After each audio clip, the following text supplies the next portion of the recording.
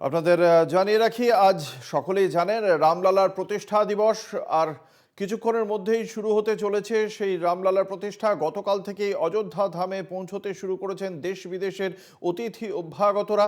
প্রায় হাজার খানেক ভিআইপি আসতে চলেছেন এই অনুষ্ঠান প্রত্যক্ষ করতে, এবং সেই সেলিব্রিটিদের পৌঁছতেও দেখতে পাওয়া গেল অযোধ্যায় তাঁরা পৌঁছে গিয়েছেন। লখনৌ বিমানবন্দরে নেমে 135 কিলোমিটার পথ পাড়ি দিয়ে তারা পৌঁছে গিয়েছেন মন্দিরের কাছে। তারা প্রায় পৌঁছে গিয়েছেন এদের মধ্যে অনেকেই।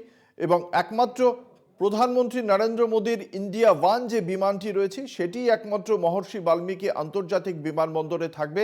বাকি যে ভিভিআইপিদের বিমান, সেই বিমান কিন্তু লখনৌ বিমানবন্দরে নামবে। আপনারা দেখতে পাচ্ছেন একে একে পৌঁছে যাচ্ছেন অনেকেই। ভিকি কৌশল এবং ক্যাটরিনা কাইফ তাঁরা পৌঁছেছেন মাধুরী দীক্ষিত নেনে।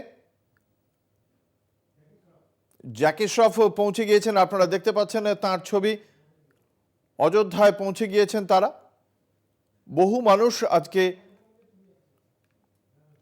রামলালার প্রতিষ্ঠা প্রত্যক্ষ করতে দেশ বিদেশের অতিথি অভ্যাগতরা পৌঁছে গিয়েছেন অযোধ্যা ধামে।